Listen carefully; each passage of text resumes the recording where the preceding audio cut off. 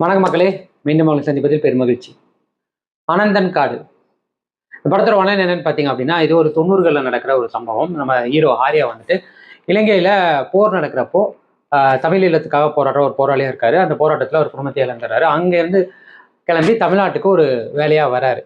வந்திருக்கும் போது தமிழ்நாடுல கேரளாவுக்கு வரும்போது அங்கே ஒரு 4 பேர் வந்து அரசியல் கொலைகள் செஞ்சுட்டு இருக்காங்க. அப்போ உள்ள முதல்வரோட உத்தரவின் பேரில் அவங்களுக்கு கைக்கூலியாக இருக்காரு.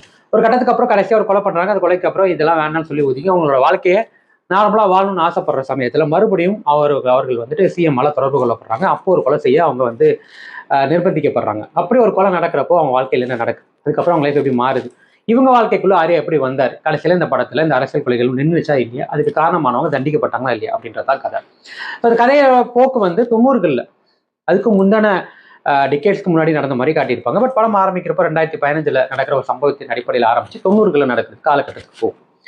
எனக்கு இந்த படத்துல பிடிச்சிருந்தது அப்படின்றது முதல்ல இந்த 90s நடந்த அந்த சம்பவத்திலையும் சரி, அதை படமாக்கப்பட்ட விதமா இருக்கட்டும், ஆர்ட் ஒர்க்ஸா இருக்கட்டும், அந்த காலத்துல நடந்த சூழல்ல உள்ள ஒரு வண்டிகள்ல இருந்து சுற்றி உள்ள லொக்கேஷன்ல இருந்து எல்லாமே வந்துட்டு ரொம்ப பிரமாதமா 90ஸ்க்கு ரொம்ப தொடர்புடையதா வச்சிருந்தாங்க. நல்லா இருந்தது. அதுதான் எனக்கு முதல்ல பிடிச்சிருந்தது.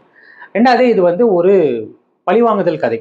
அதுக்குள்ள தமிழீழம் பேசப்பட்டிருக்கும், கேரளாவில் நடந்த அரசியல் கொலைகள், அதுக்கு பின்னணியில் உள்ள சாதாரண மக்களை எப்படி வந்து கொலையாளிகளாக மாற்றப்படுறாங்க, அதுக்கப்புறம் அவங்க வாழ்க்கை சொந்த அரசியல் ஆதாயத்துக்காக அவங்களோட வாழ்க்கையை எவ்வளோ தூரத்துக்கு வந்து தரமட்டமாக்கப்படுது அப்படின்றதெல்லாம் ரொம்ப க்ளோஸ் டு த ரியாலிட்டி எடுத்திருக்காங்க. ஸோ அந்த ஸ்க்ரீன் பிளே, அதை படமாக்கப்பட்ட விதம் எந்த விதத்திலையுமே காம்ப்ரமைஸ் பண்ணாமல் ரொம்ப கன்வின்சிங்காகவும் எந்த இடத்துலையுமே நம்மளுக்கு இது ஒரு சினிமா தரம் அப்படின்றதுல தெரியாத அளவுக்கு பிரமாதமாக திரைக்கதை அமைக்கப்பட்டிருக்கு. அது ரொம்ப பிடிச்சிருந்தது. மூணாவது, இந்த படத்தில் நடித்த கதாபாத்திரங்கள், அதாவது மேக்சிமம் மலையாள ஆக்டர்ஸ் அப்படின்னா கூட நமக்கு தெரிந்த முகங்களா ஒரு சில முகங்கள் நம்ம பார்க்குறப்போ நம்ம மனசை பதியிற மாதிரி அவங்களோட ஆக்டிங் தரமா இருந்ததுன்னு சொல்லணும். முக்கியமா ஆர்யா இந்த படத்துல ஒரு எமோஷனா ரொம்ப அதிகமாக செயல்படக்கூடிய ஒரு கேரக்டர். ஆனால் அந்த முகத்தில் அந்த எமோஷனே இருக்காத அளவுக்கு ரொம்ப சட்டிலாக அப்ளை பண்ணியிருப்பாரு. பட் அதே நேரத்தில் ஆக்ஷன் சீக்வன்ஸில் பின்னி எடுத்திருப்பாரு. ஸோ மீகாமன்ல அவரோட நடிப்பு எந்த அளவுக்கு பிரமாதமாக பேசப்பட்டுச்சோ அதே மாதிரி தான் இந்த படத்துலையும் அவரோட நடிப்பு பிரமாதமாக இருந்தது. டுவோல் த எண்டு வரைக்குமே அந்த நடிப்பு அவரோட அந்த படத்துக்கு ஏற்ற மாதிரி கோர்வையாக இருந்தது, பிரமாதமாக இருந்தது. அதுக்கடுத்து இந்திரன் அதுக்கப்புறம் அவர் கூட வர அந்த சகாக்கள் அத்தனை பேருமே ரொம்ப அழகாக நடிச்சிருப்பாங்க. ப்ரீ கிளைமேக்ஸில் அவங்களுக்கு நடக்கிறத பார்க்குறப்போ நம்மளே அறியாமல் நம்ம கண்ணில் கண்ணீர் வருது, நம்மளால தவிர்க்க முடியாது. ஈவன் தோ அவங்க செஞ்சது எல்லாமே கொலை அப்படின்ற இதில் எடுத்துக்கிட்டாலும் அதை தாண்டி அந்த கேரக்டர் நமக்குள்ளே எவ்வளோ இன்வால்வ் ஆகுது அப்படின்றது. அதே மாதிரி இந்த படத்தில் வந்த வில்லன், அவருக்கு துணையாக வர நம்ம தெலுங்கு ஆக்டர் சுனில், 2 பேருமே பிரமாதப்படுத்தியிருப்பாங்க. நடிப்பு வில்லன் வரும்போது ரொம்ப அழகாக இருப்பாங்க.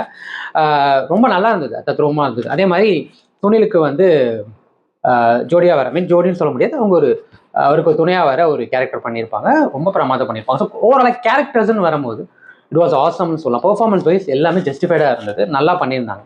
நாலாவது, இந்த படத்தில் வந்த ஆக்ஷன் சீக்வன்ஸ் ரொம்ப நல்லா பண்ணியிருந்தாங்க. சன் சீக்வன்ஸ்லாம் ரொம்ப நல்லா இருந்தது. அது ஈழத்தில் நடக்கிற அந்த துப்பாக்கி சூட காட்டின விதமாக இருக்கட்டும், ரொம்ப ரொம்ப ரொம்ப ரொம்ப உண்மையாக காட்டும் போது நம்மளால் அதை கண்கொண்டு பார்க்கவே முடியாத அளவுக்கு அவ்வளோ கொடூரமாக இருந்தது. அதுக்கப்புறம் டுவர்ட்ஸ் இன்டர்வல் ஒரு ஃபைட் இருக்கும். அது மாடுகள் வந்து துரத்தி வரும்போது மாடுகளுக்கு மத்தியில் நடக்கிற ஃபைட் ரொம்ப அருமையாக ரொம்ப தத்ரூபமாக எடுத்திருந்தாங்க. ஸோ இது எல்லாமே ரொம்ப படமாக்கப்பட்ட விதம் ரொம்ப நல்லா இருந்தது. அதே மாதிரி காலேஜில் ஒரு ஃபைட் நடக்கும், அதுவும் நல்லது. ஸோ இது எல்லாமே பார்க்குறப்போ ரொம்ப ஒரு ஆக்ஷன் சீக்வன்ஸ்க்கான முழுமைத்தன்மை இருந்தது, ரொம்ப நல்லா இருந்தது. அதுக்கடுத்து இந்த படத்தோட பின்னணி இசை நிறைய இடங்களில் கூஸ் பம்ஸாக கொடுக்குறதா இருக்கட்டும், எமோஷன்ஸை வந்து வெளிப்படுத்துகிற இடமா இருக்கட்டும், நம்மளை ஏதோ ஒரு விதத்தில் கனெக்ட் பண்ணிக்க இசை ஒரு பெரும் பங்காற்றி இருக்குன்னு சொல்லணும். மிகையாக ரொம்ப நல்லா இருந்தது. அதுக்கடுத்து சினிமாட்டோகிராஃபி, இந்த படத்துக்கு என்ன இடத்துல எப்படி வேணுமோ விஷுவலி நம்மளுக்கு வந்து அதை காட்டுறப்போ அந்த சூழ்நிலையை நம்மளுக்குள்ள பதிய வைக்கிறதுல விஷுவல் பயங்கரமான ஒரு வேலை பார்த்துட்டுன்னு சொல்லணும். ஃபார் எக்ஸாம்பிள், ஈழம் காட்டின விதமாக இருக்கட்டும், ஒரு கடலுக்கு மத்தியில் உள்ள ஒரு தீவு, அதுக்கு நடுவில் நடக்கிற கூடுறோம், இதை நம்ம மனசை பதிய வைக்கிறதா இருக்கட்டும். அப்படியே கட் பண்ணால் இந்த பக்கம் கிளைமேக்ஸில் நடக்கிற அந்த சம்பவங்கள் ஒரு ராஜஸ்தானில் ஒரு பாலைவனத்தில் காட்டின படமாக்கப்பட்ட விதமாக இருக்கட்டும், 2மே பிரமாதமாக இருந்தது. இது ஒரு கோர், இதுக்கு மத்தியில் கேரளாவுக்கு சுற்றி உள்ள காடுகள் அப்படின்னு வரும்போது எல்லா விதத்தையுமே படமாக்கப்பட்டோம், பிரமாதமாக இருந்தது. ஸோ எனக்கு இந்த படத்தில் இது எல்லாமே ரொம்பவே பிடிச்சிருந்தது, ரொம்பவே சிறப்பாக இருந்ததுன்னு சொல்லுவோம். சார், இந்த படத்தில் இன்னும் பெட்டராக பண்ணியிருக்கலாம் அப்படின்றதுல எனக்கு பெரிய எந்த இடத்துலையுமே வந்து எனக்கு அந்த மாதிரி தோணலை. பட் இன்கேஸ் சொல்ல போனால் இந்த படத்தோட நேரமே இன்னும் கொஞ்சம் குறைச்சிருக்கலாம் அப்படின்றது தான் எனக்கு ஒரே ஒரு இதாக இருந்தது ஒழிய, மற்றபடி எந்த இடத்துலையுமே எனக்கு இந்த படம் ஒரு ட்ராகாவோ இல்லை லேகாவோ ஃபீல் ஆகலை. ஸோ இது ஒரு ஆக்ஷன் பேஸ்டு ரிவெஞ்ச் பிளாட்டாக இருந்தாலும் இதில் பேசப்பட்டிருக்கிற இந்த கருத்துக்கள், இதை காட்டியிருக்கிற காட்சிகள், இதில் நிஜத்தில் நடந்ததுக்கான பல வாய்ப்புகள் இருக்குன்றதை நம்மளால் ஏற்றுக்காமல் இருக்க முடியாது.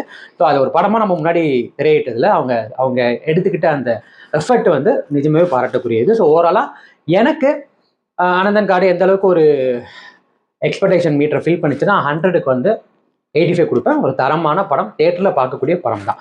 சொல்ல மக்களை மீண்டும் அடுத்த வாரம் நல்ல திரைப்படம் நல்ல விமர்சனம் நல்ல முடிஞ்சிருவாங்க. சந்திக்கிறாங்க விஜய் கிராதகன். இது நம்ம ஷோ ஃப்ரீல இருந்து போச்சு.